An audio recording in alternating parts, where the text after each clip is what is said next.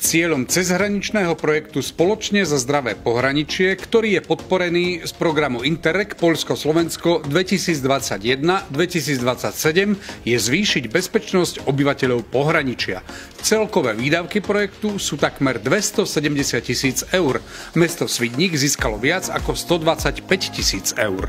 Bolo to veľmi v ťažkom čase po covide, v čase, kedy práve vypukla vojna na Ukrajine, bolo plno humanitárnych katastrof doslova a vtedy sa v nás ako keby prebudzal ten problém, ako ochrániť občanov našich miest a vtedy sme sa ako si rozhodli, že pôjdeme do spoločného projektu. Bol podporený cez program Interreg Poľsko-Slovensko a ja sa veľmi teším, že sme dospeli práve do tejto fázy, kedy už môžeme končiť niektoré aktivity a môžeme reálne pristúpiť k tomu, k čomu sme sa zaviazali úplne na začiatku projektu.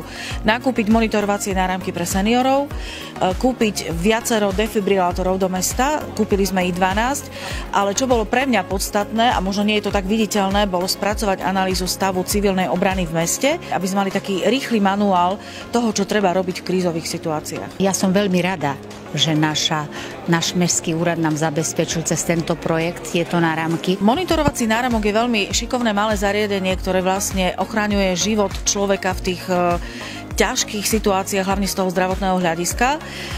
Má detekciu pádu napríklad.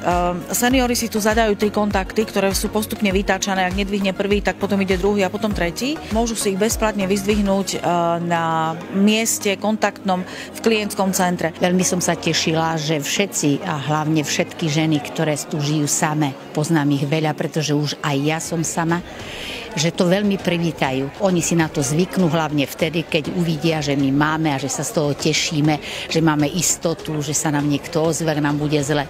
Takže ja si myslím, že si na to zvyknú.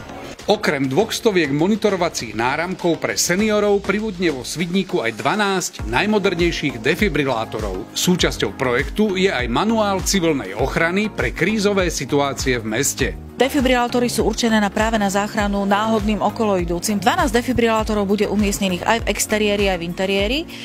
Určite už sme odovzdali prvé do vozidla mestskej polície dobrovoľným hasičom. Trvala som na tom, aby tieto defibrilátory boli umiestnené na ihriskách, kde sa zhromažďuje veľa ľudí. Keď ste v takej situácii, v ktorej nie ste každý deň, stresujúcej, a kde ide o život, tak je ťažko takedy si spomenúť, kde vlastne je v meste. Hej. Ten defibrilátor od mesta poznáte, jak svoje hodinky do baňky. Hej. Je ťažké nájsť, takže veľmi nám to uľahčí našu prácu. Aj dnešným školením, ktoré sme mali na defibrilátor, tak sme sa niečo zase naučili, ako ho použiť, alebo, jak hovorím, stále radšej byť pripravený, ako prekvapený. Zaangažovávam sa. Do projektu som sa zapojil naplno celým srdcom, pretože si myslím, že ide naozaj o dobrý projekt s dobrými riešeniami a výsledkami. Obsluha defibrilátora je veľmi jednoduchá. Naozaj každý z nás je schopný toto zariadenie použiť a netreba sa toho vôbec báť. Nie można się bać takiego urządzenia.